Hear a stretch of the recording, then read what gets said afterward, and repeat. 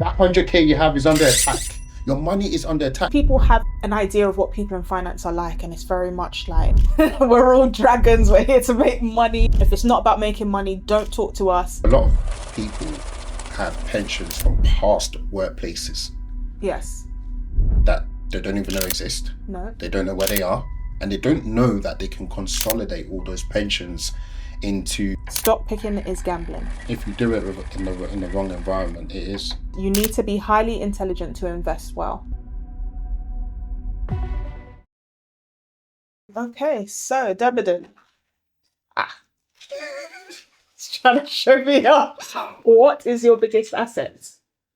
My biggest asset is my heart. Hey, I love that. No one else has said that so far. Tell me why. Because that's where everything starts. Yeah. How you relate with people. We'll go on to probably what I do later, but that whole community aspect, you can't do it if your heart isn't right, because it will drain the life out of you and you'll stop. Yeah. Too much greed isn't good. And that's one thing that I can say about you with Stock Pickers Academy and just everything you do. You're very much heart first. I see you talk about if people are going through things, if they have mental health issues and so on, that they can reach out to you. And I'm like, that's so nice. I think people have an idea of what people in finance are like, and it's very much like every man for themselves.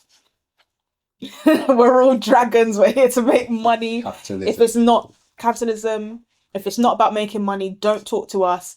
And there are people like you who have come in and it's very much heart first. But yeah, I wanna do a lovely intro on you because I think you're such an amazing person.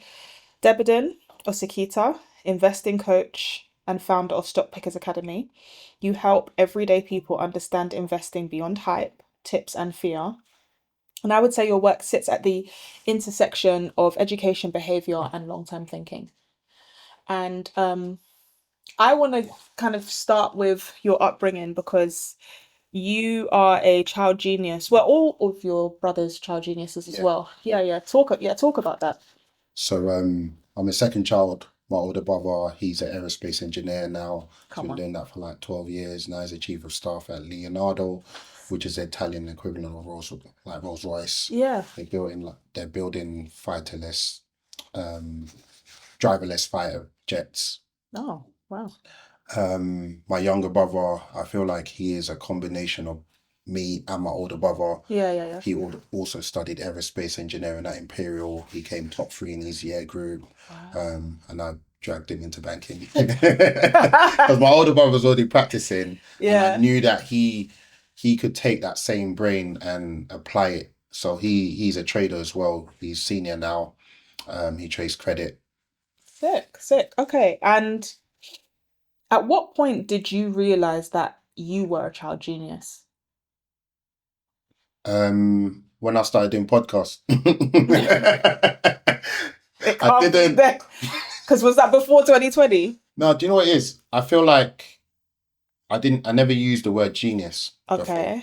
I just knew that I was gifted and I was strong academically. I knew that intellectually I was ahead of my peers, but I never attached the word child genius to it. And your parents never really told you guys, because I feel like in Nigerian culture there's a mix of there's an expectation to naturally do quite well, especially you're growing up in the UK. Your parents, I'm assuming your parents were born in Nigeria as well. My mum was actually born in the UK. Oh, okay. But then she went back to Nigeria when she was very, very young. Oh, okay. But yeah, I think that there's naturally bigger expectations. So even if you are brilliant, you're not always told you're brilliant because there's also a sense of humility of, are you the first one to be brilliant? Just go and read your book. Yeah. So, what was that upbringing like? Like, how were you performing at school? Talk to us, because it sounds like all of you and your siblings, you've got amazing like DNA and yeah. So, I actually talk about my grandparents. So like both my grandparents were CEOs. Sick. On my dad's side. He was an orphan. Mm. He read his books using candlelit candles like this at night, Wow. Yeah, yeah, yeah. lanterns. And he was able to navigate being an orphan child quite young into setting up, massive chartered accountant business, Mm. chartered accountancy business in Nigeria. So He he was a set up an financial, accountancy business. yeah, Yeah. came to the UK, studied, got his qualifications, went back to Nigeria, set up a practice. Um, and he was a philanthropist as well, sent a lot of people to university with his funds, built university campuses and so on and so forth. And then I'd say by the time he died, most of the money he'd made had been given out in one way or another, because I didn't see bits of it. Yeah, yeah, yeah. But and on my mum's side, my grandfather was the CEO at what later became Cadbury's Nigeria. Oh, Yeah. amazing. So he was also he lost his parents quite young as well. Wow. And also became a child accountant. And coincidentally, both of them were actually geography teachers along the way.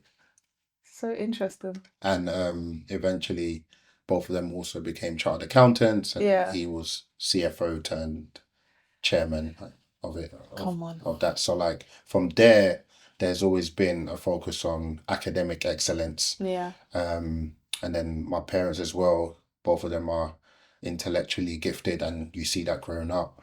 And they faced severe financial challenges when they got married and moved to this country, and literally started rock bottom. Yeah. On a benefit system, and then eventually navigating, getting qualifications to become teachers, and then eventually that was how it shifted. And along the way, they actually painted silks to make ties, cummerbunds, which then had which sold at Harrods. I remember this now. As soon Yeah. as you said it, I was like, of course. How long did they have that business? They had that business for a couple of years. It was just to put food on the table, even Yeah. though now we're trying to bring it back. I'm trying to get onto them to bring it back. My mom, they're both retired now, Yeah. and it's like, why did we stop? I Yeah. understand why we stopped, but now there's the There's environment energy. right now is you can bring it back. Mm. So yeah, watch your space. Okay, I'm Yeah, excited. we And started even I paying want a thanks discount already. on. I want a discount on But it's probably going to Nice. be like more like art collection type fabrics that Okay. we're then collaborating with. Yeah, that kind of vibe. Yeah. And talk to me about your career, where you got started, and did you enjoy it? Because I think working in finance is a double-edged sword. You're learning a lot, but were you making good money? Okay, so, grew up in Peckham. Yeah. Academics was fine, behavior was a problem. But the behavior being a problem actually led to me being kicked out of my first primary school at the age Oh, of 7. yeah. Tried to start again, had a new place. It worked for like a week, and then old Yeah. habits. Yeah, Die Hard. They wanted to do the whole, you've got ADHD, we're going to separate you from the classroom and all of that. My parents Parents were not aren't in having it. it. Yeah, absolutely So not. eventually what they did is they put me in, when I was in year 3, they put me in year 5 Oh, for the wow. rest of the year, because I had a report book Yeah, yeah, yeah. in year 3, Yeah, which is like parents evening every day, yeah, basically. yeah, of And course. then over time, I just adapted to the classroom and went to year 6, and then just went to secondary school a year early. And Wow. I'm even late in the year, so my birthday's in March. Yeah, So I even started secondary school when I was 10. wow. But because you're around, you get You used to get used to it quite you don't quickly. feel it. And you had an older brother anyway, so it wasn't. And I had an older brother, and it was like, well, if he's moving to year 5, the older one has to go to year 6, and it was that kind of vibe. So we all, and then when my younger brother came along, it was like, yeah, well, we know the pattern now. Got There's a you. route, so you're gonna skip your year, and Yeah. so yeah, that carried me through school. I got the best GCSE results on my secondary school. Then ended up getting a scholarship to do sixth form. I did 6 A levels, maths, further maths, physics, chemistry, economics, and additional further maths, which I discovered along the way you could do. Yeah. So what And did you study in uni? Morse. So Morse is like similar, like maths, operational research, which is management science. Yeah. Or what is now the maths behind what we now know as project management. Oh, okay. Yeah, Okay. statistics, economics. Wow. I've never heard of Morse though. Neither had I. But then when I saw it, I picked the course, not the uni. Because it looked Okay. like it was all my A levels in one course almost, I understand. except for the chemistry, which was actually my best subject at GCSE. Oh, really? I got 100%. What did you want to be when you were growing up? I wanted to be an accountant, Okay. and I only wanted to be an accountant because I heard that that's where you could make money, Same. right? I wanted to be an And accountant up until I was 17. my head teacher at the time, he introduced us to another career which was called actuarial sciences. And he said, if you're an actuary, Yeah. you can make 40K in a year. And my eyes just went, huh? Because when you're, and there's nothing wrong with 40K, I have to say that because of the way the world is today. Yeah, 2000. 1999. 40K. Yeah, you have to think 1999 and also how old you were and Mm. your how do I say, your perception of money at that Exposure time to is different just like wages. 40K. Yeah. Okay, so then there was actuarial science, and then after that, And that carried me to uni. So the Morse course actually gives you exemptions on the actuarial exams, which are like 7 years. nice. To become an actuary, it takes 7 years. 7. So these are the people that determine how life insurance is priced and all this kind of yeah. It's Okay. real math, statistics, and modeling. Yeah. But I knew it was going to be very boring. And I Yeah. felt accounting was very boring. And even before accounting, I wanted to be a banker on the high street because I thought that was the limit. Okay. So as time went on, I learned about more careers and then I discovered trading. Yeah, people don't talk enough about the different types of careers because I actually just wanted to be an accountant. My oldest brother, he used to be an accountant, and I just thought, yeah, I'm gonna do that as well. You drive a Mercedes. That's Yeah. what else is there to look at? Like, and you do well for yourself. You bought a flat when you were young. Like, you must be, and you live a pretty good life. You're going on holidays. Like, we didn't grow up going on holidays, so I'm thinking, yeah, you must make money. And then, Holiday was play center. trust me, And it was fun. it was, yeah. But once you, I don't know, when I started clocking that, okay, people are leaving the country. That's when I thought, wow, there's actually money out there, like money to leave the country. But yeah, I thought I wanted to be an accountant, studied it, tried to make those balance sheets balance, and I said, this ain't it, dog. Said someone else has got to do it, and God bless my accountant and everything. But I just said it's really not for me. I found it, that was always, and I don't know if you ever had this nervousness because I was good at maths. I think I've become quite good at doing tedious things that I don't need to find exciting to do them, but it doesn't mean I want to do them. Yeah. I think, and sometimes my husband says to me, but you like doing this stuff, and I'm about certain things like admin, that's tedious. And I'm like, nah, I don't like it. I can just get through it. Maths taught me to get through the things that I don't like. But then as you get older, especially because you said you grew up in Peckham, I grew up in Brixton, so I can just imagine like there's a lot of energy in those areas. You want to have fun as well. I think people think if you're good at maths or science or certain subjects that are you can't sing, you can't act. You want to have fun as well. Like people just put you into that one category of like just be reading and writing all day. And it's like you're a real person. And then you said, when was it that you decided to get into trading?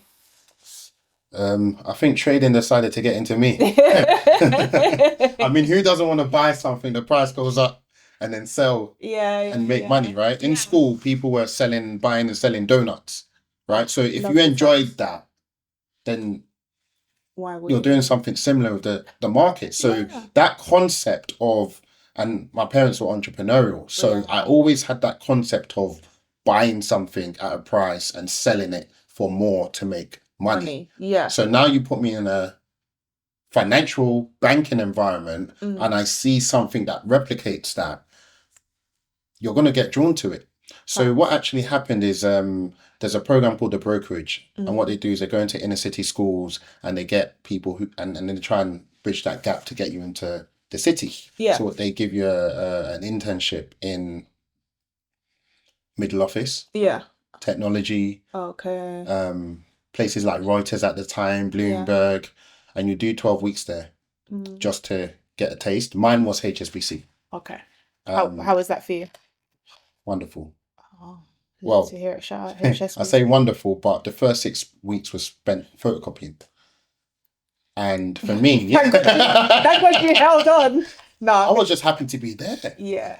Right? And I was seeing things I hadn't seen before. So some of the documents I was photocopying were like the equivalent of receipts for big transactions that were happening on the trading floor. Yeah. And I hadn't seen the trading floor. I didn't even know the trading floor existed. Okay. But I was coming into this room, there were boxes and boxes and boxes, and I was photocopying like Lionel Messi, Cristiano Ronaldo.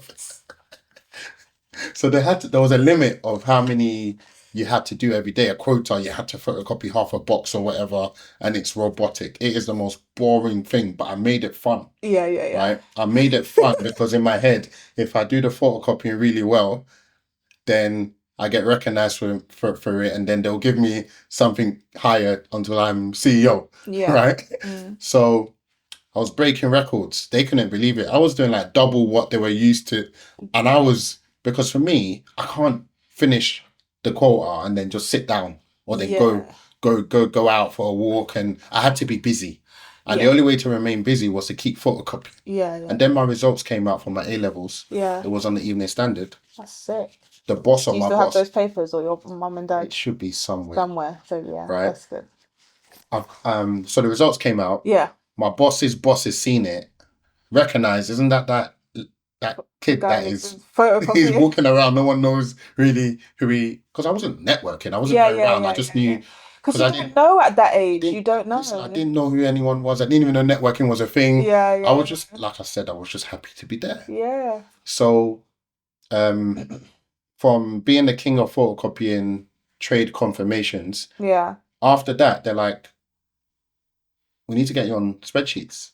You've got 6 A's at A level. What are you doing photocopying? Yeah. So I got an immediate move to closer to where my manager sat.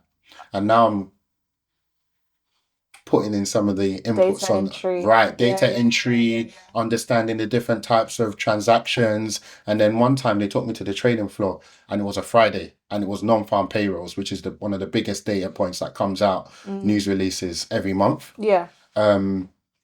And it was noisy. People were shouting. People were swearing.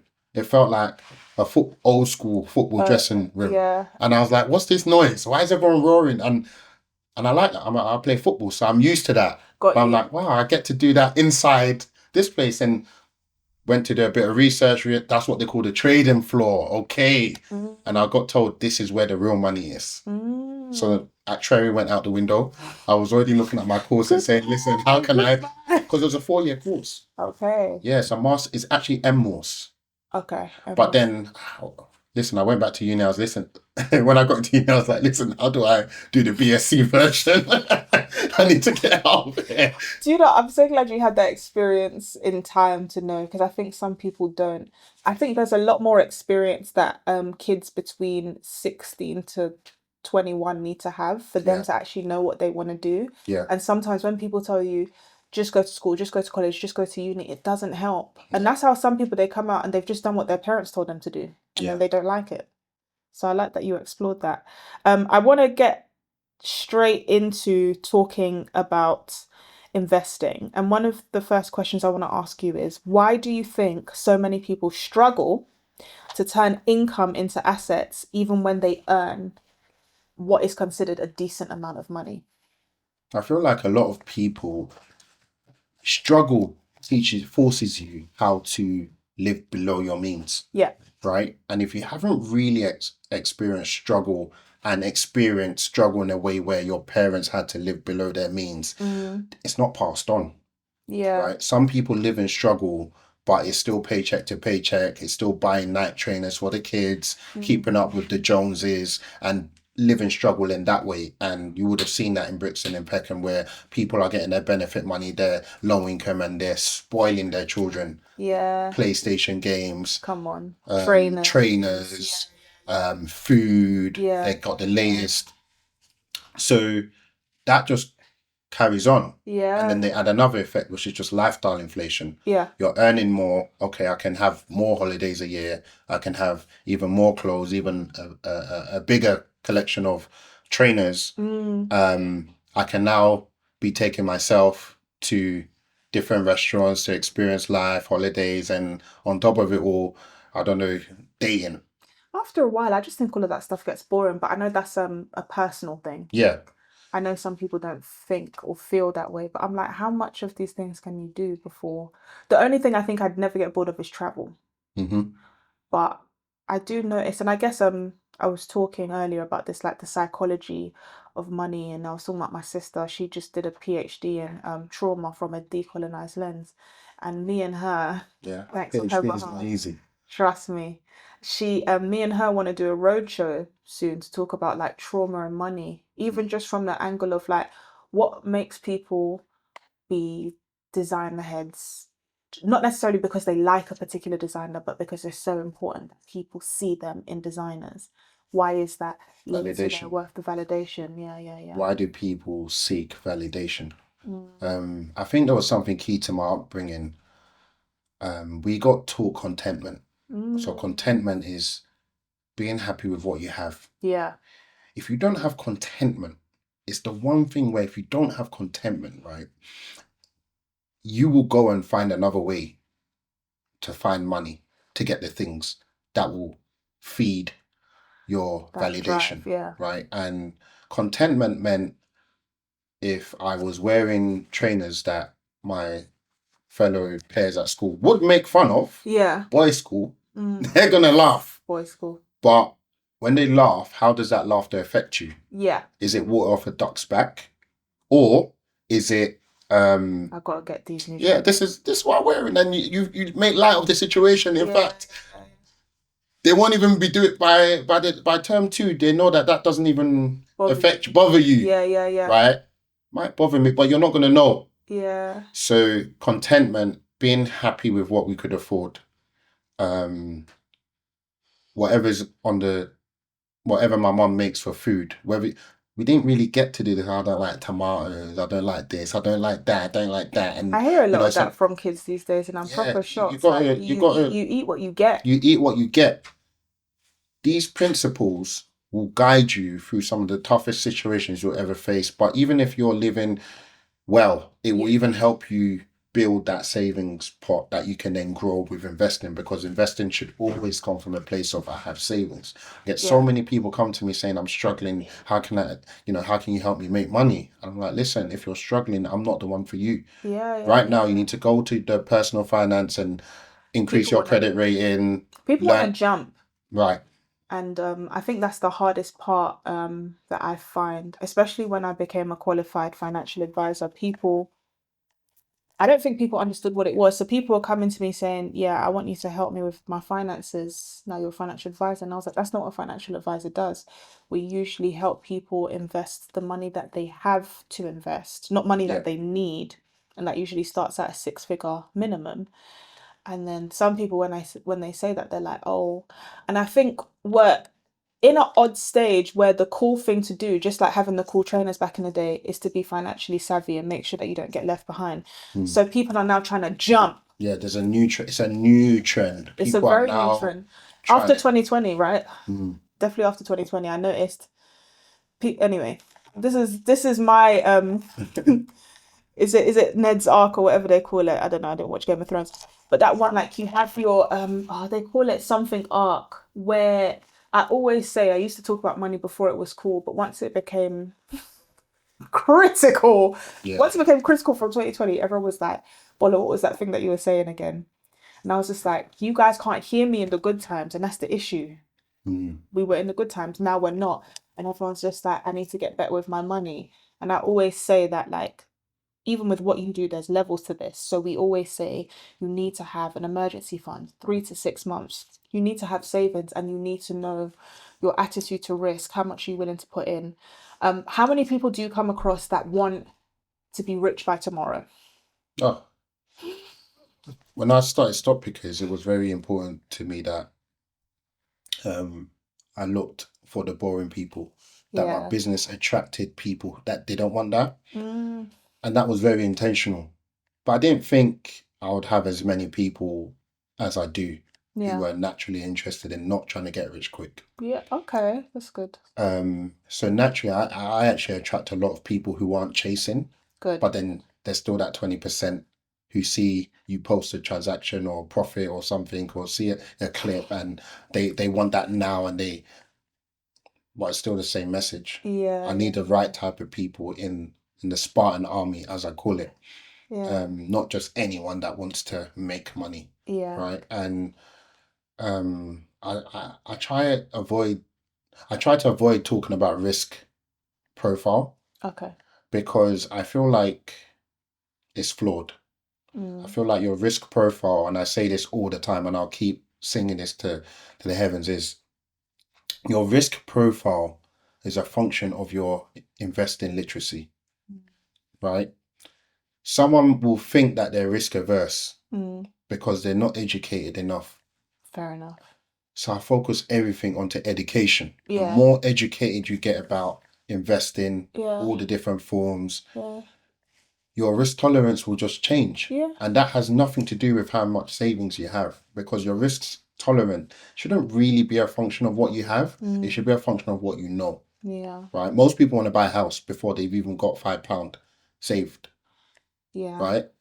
They're not thinking, is that risky? Is that not risky? Will I be able to keep up my mortgage payments? They're not looking at it from that point, because they're educated enough to know that I can get a mortgage, save for a deposit, get a mortgage, and nothing stopping me. I'm going to get that house. That's all the UK knows is mortgage 25 minimum.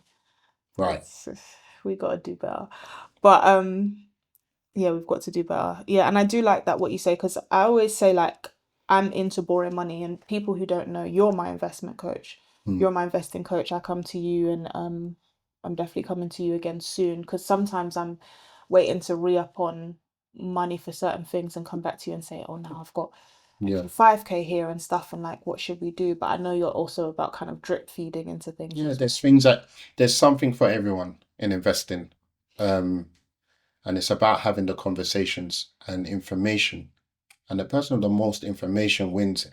Yeah. Because education falls under that. Yeah. What I would love to know, what has been your biggest financial lesson, maybe over the last 10 years, like in adulthood, because it's naturally a bit different when you're a teen growing up, but in adulthood, what's been your biggest financial lesson? You mean for myself personally? For yourself, yeah.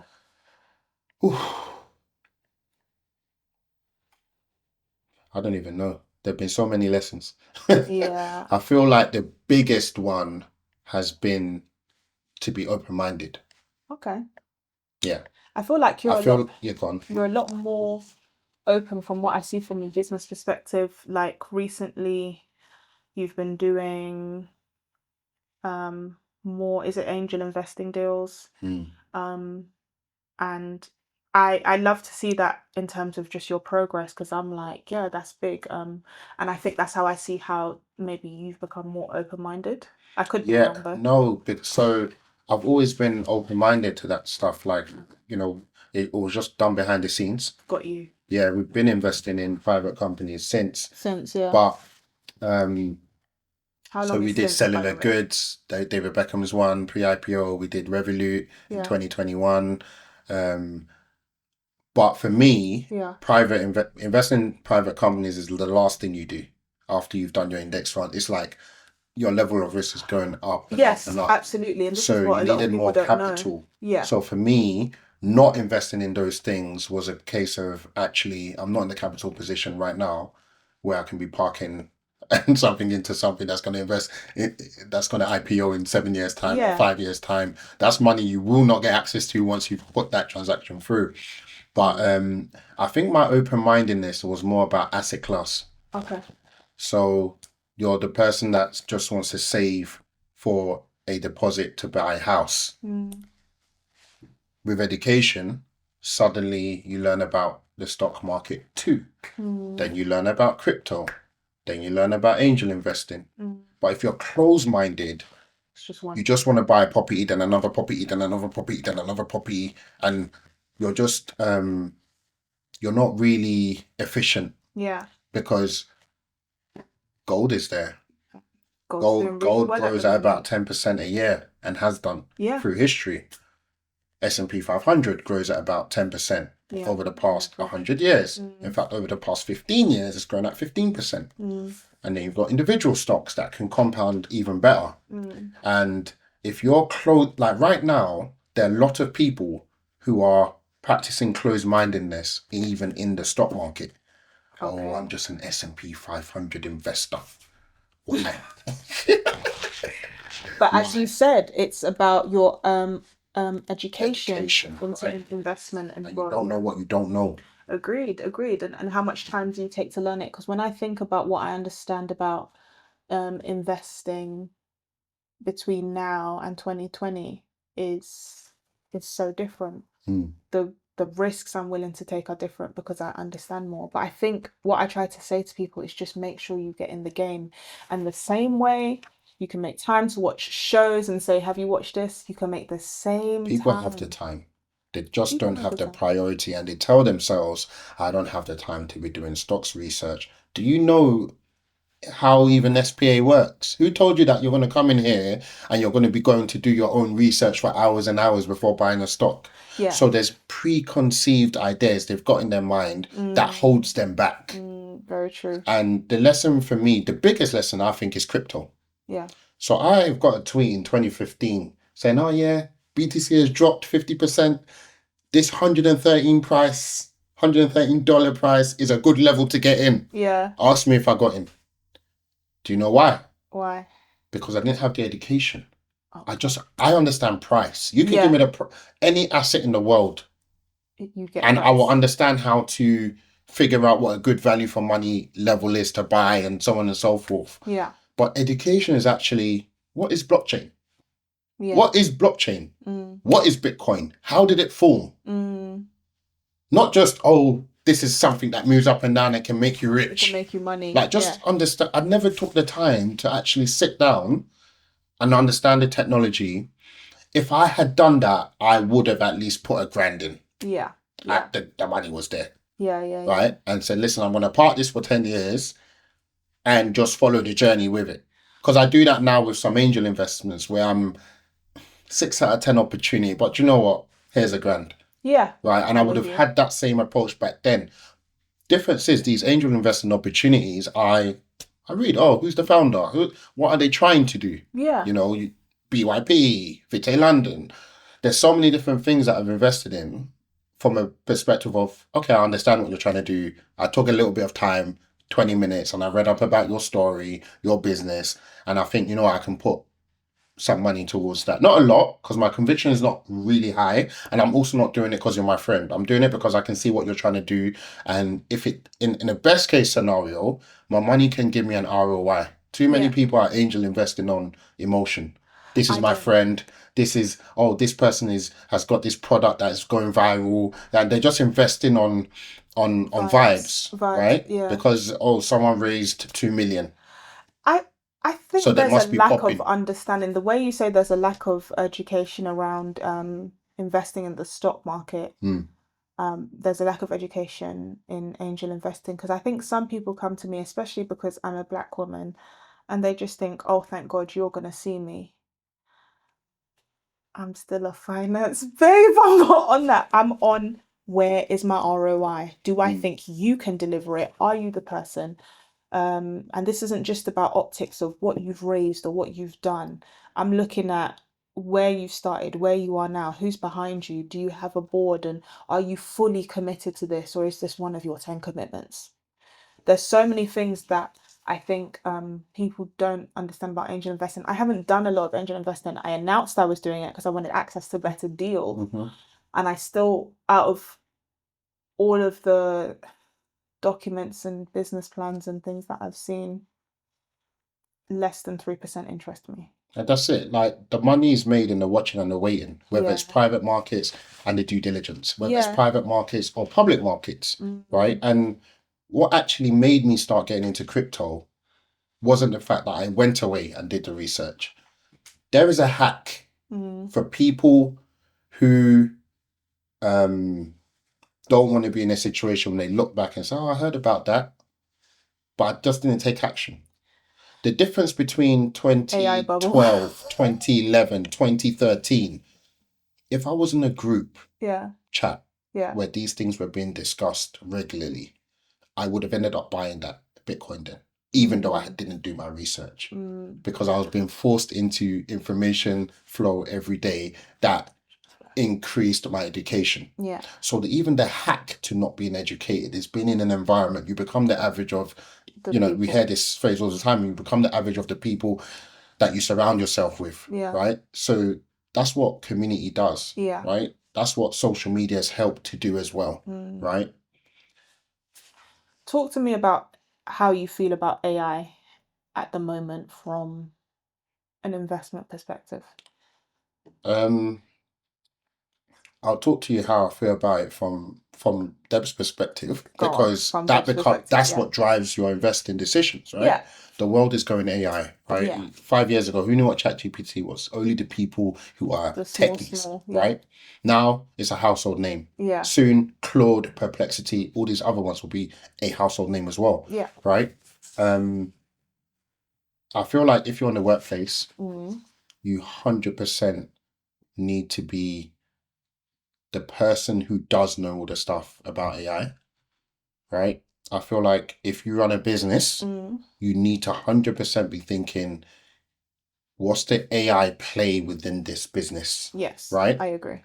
My script writing, my newsletters, how do I leverage AI to make the user experience better for my business? Yep. And to make the operations smoother and cleaner, more efficient for my business. That's what I've been working on. So when you take those two feelings about AI and then you look at the investment world, right now, most companies in the SM, I think 40% of companies, when I last checked, but it's growing, nearly 70% now, of companies within the S&P 500 are leveraging AI. And I don't mean all their employees are on ChatGPT at work. I mean, they're doing what I've just said. How do I implement AI to reduce costs? How do I... Operational efficiency. Right. You had, I think it was KPMG the other day who got rid of, I think, 1,000 people. This is just the beginning. They've probably bought licenses elsewhere of different AI products or whatever that can help replace staff, right? And I think I read somewhere that it was particularly the staff that got let go were particularly staff that were not AI literate, that were not leveraging AI or seeing how AI can be used to improve their workflows and so on and so forth, right? So top level, that company making decisions in this manner is only going to be a win for them. And if you look globally, companies replicating that, then it's going to make the S&P 500 more resilient, the NASDAQ more resilient, because the companies are just getting higher and higher profit margins in the end. The only way I wouldn't be interested in being AI literate is if I was around the 77, 78-year-old mark and I just said, it's enough. Apart from that, I hate to say it, if you're underneath that, I'm going to need you to understand things because things are moving quickly. And I want to get on to Stock Pickers Academy. When did it start and what made you get into this as a business? Because obviously you come from a traditional corporate background. You know what? When I was in Guernsey working at a quant hedge fund, one of my work colleagues, he's now late, RIP, was actually one of my best friends there.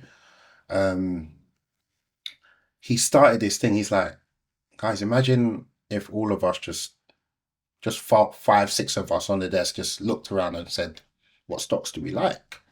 Okay. We used to have this a spreadsheet.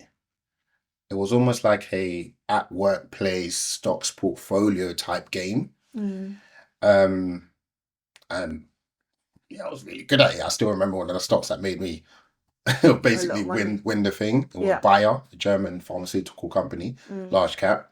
I don't own any now. And that got me thinking, right?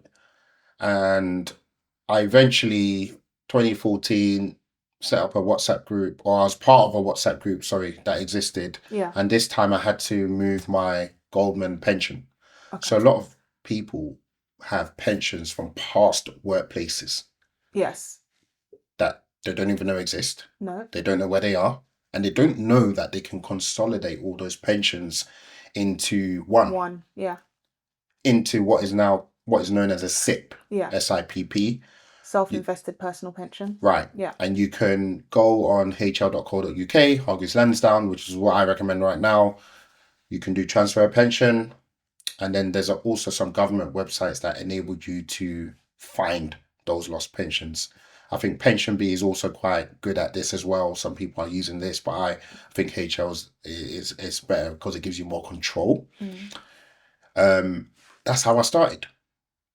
So I decided to consolidate my previous pensions. Yeah. I had a group chat, which was my peers that worked in investment banking, hedge funds. There was like 30 of us. And then I started that journey with them and I documented it. I said, listen, this is either going to be a social experiment and go wrong, or in 5 years' time, we'll look back at this moment. Cha-ching. Right, I'm going to start picking stocks in my pension. I didn't know you could do this. Yeah. So every single transaction I did, screenshot, this is why. And it was like, I remember the first stock was Tullow Oil. And I decided to use the entire pension budget for that stock. Yeah. But I didn't buy the whole thing. I spent like 20% of it at the price I liked. Yeah. Ended up dropping like 70%. I spent more, had a rights issue, spent more. Before you knew it, I had that entire... What's a rights issue? A rights issue is where a company decides to raise capital. Okay. And it does that by issuing more shares. Yes. At a discounted price, usually. Got you. So let's say the price of Apple is $250 per share, and Apple's in trouble, and they need to raise money. Existing shareholders will be given the opportunity to buy more Apple shares at $100 per share. Current price is $250 per share. So it looks like an immediate profit. Yeah. But you get a lockup period, a minimum time period where you can sell, which is usually like a month, which is still all right.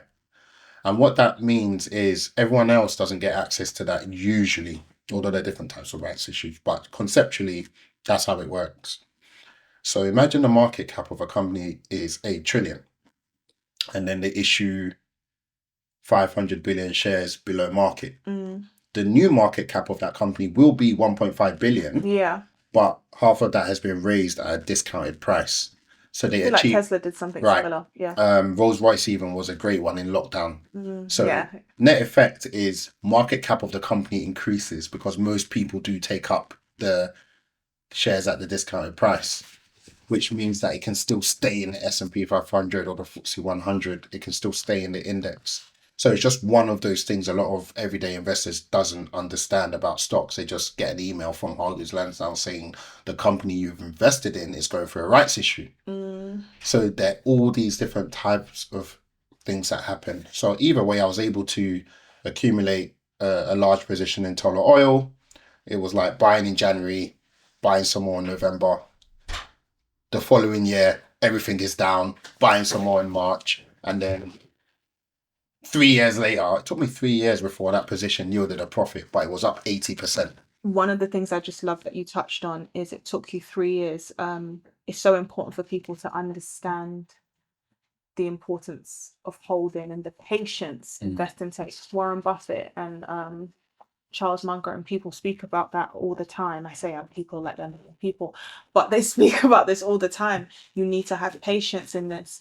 Every now and again I speak to people who are a bit too new in investing and they want returns in a year. Yeah, like... Well, my clients are very fortunate because their starting point was my ending point. Because what happened is I made 80% overall on the full position. Yeah. Sold everything. I said never again. Yeah, right. No more one stock portfolios. Yeah, right. So now I was able to like fail my way into the strategy that I now teach. Got you. So what that meant is over a 10-year period, by 2024, I 10x my entire pension, but documented it along the way. Smart. That was so important. And I didn't think about it like that at the time because it was never meant to be a business. So Stock Pickers Academy wasn't a business for 6 years. So it was actually the fact it took me 3 years that pushed people to say to me, Debs, that's something you can give to the everyday person. Because they saw that I wasn't even looking at markets every day. They saw it wasn't taking up my time. And they basically saw that I was treating investing almost like shopping. They thought that you could only passively invest in stocks by setting up a direct debit into the S&P. And I showed that you could passively stock pick with a strategy that I used. So talk to me about if someone said, I just want to stick with an index fund, and an index fund is basically a cluster of companies all in one fund. What do you say to those people? That's a great starting point. Okay. That's a great starting point. The S&P 500 over a period of 100 years has averaged a growth of 10% per year. S&P 500 is an example of an index fund or ETF. Yeah.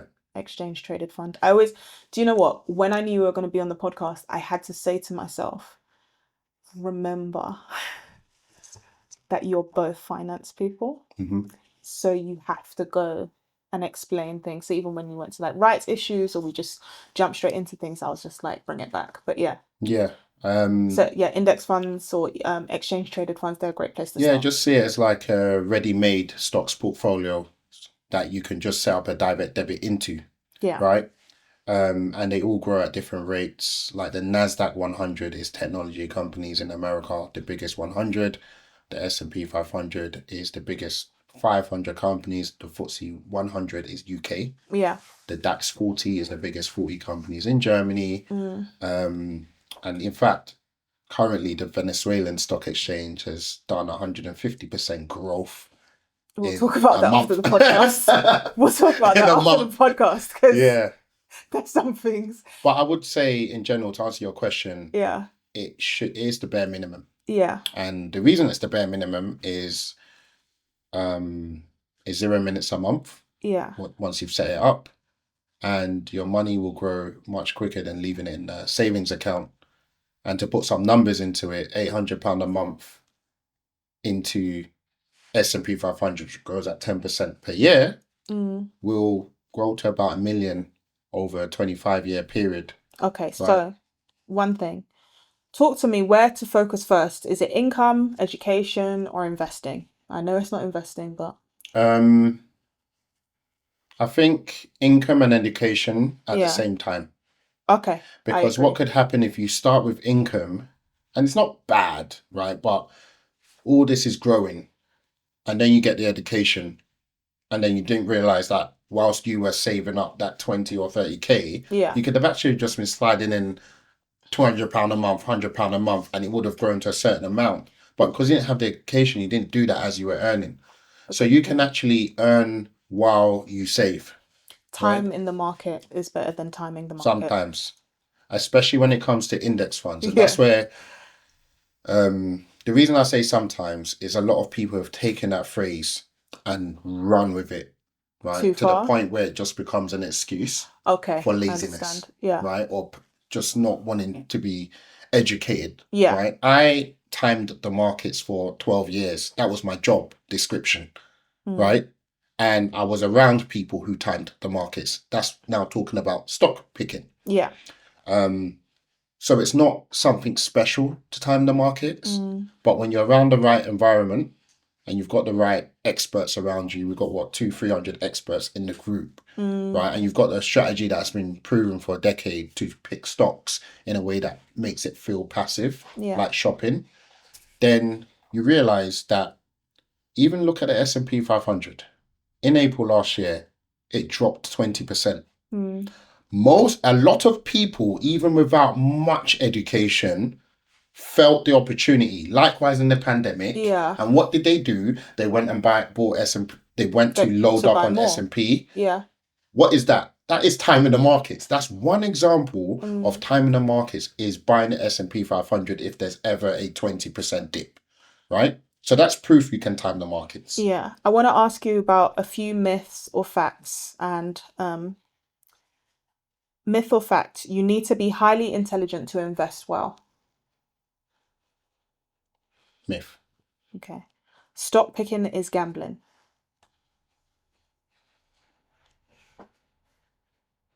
If you do it in the wrong environment, it is. Mm. If you don't do it with a strategy, without education, without a coach, without a community, you're gambling. Stick to S&P 500. Facts on that. It's too late to start investing if you're in your 30s. Nah, it's not too late. You're Never early. too late. You got Never too late. a Yeah. lot of time till retirement. Yeah. Definitely a myth. And what is the best? So these are some rapid fire questions for you. What's the best piece of financial advice you've ever received? Education is the best investment. Yeah. Do you know what? I think about that I wasn't often. say educational podcast, like education, Anywhere. because Books, anything. yeah. Yeah, courses. I agree so much. But it can be overwhelming if you're just trying to education, but strategic education. Not Agreed. reading all the books that everyone recommends you and doing. That's time consuming. Be efficient with your time, right? Time is wealth, Yeah. right? And that the shortcut, the efficient shortcut, because you've got your life to live, is to be in a room with people who are educated, right? Which is what I built. Yeah. I built a system and an ecosystem that can enable you to get that ROI in the most efficient manner without it taking up too much of your time self-learning. What's one thing you wish more people understood about money? Inflation. Ah, that's such a good one. Yeah, a lot of people hit an earning. They start earning six figures. That proverbial six figures, The UK and six figures is and they like get 5 or comfortable. 6. Yeah. Right? Even some people, they hit a mil, proverbially, and then they get comfortable. They see it as comfort. Yeah. And that comfort stops them from investing because the money is coming in and they've got more than enough. They tell themselves they've got more than enough. If you ask the average person how much they need to retire their wife or to retire for themselves, they'll give you a number and you'll be shocked because that's what they've associated as permanent comfort. Yeah. Right? So they don't then have a urgency to Yeah. go and learn to Yeah. grow that even more, right? Because they're seeing it as financial freedom being the primary reason to learn investing. It's not. Yeah. It's actually your money is that million you have is under attack. That 100K you have is under attack. Your money is under attack. The tax man is coming from it for it. You know what? Yeah. But if you now shift the mindset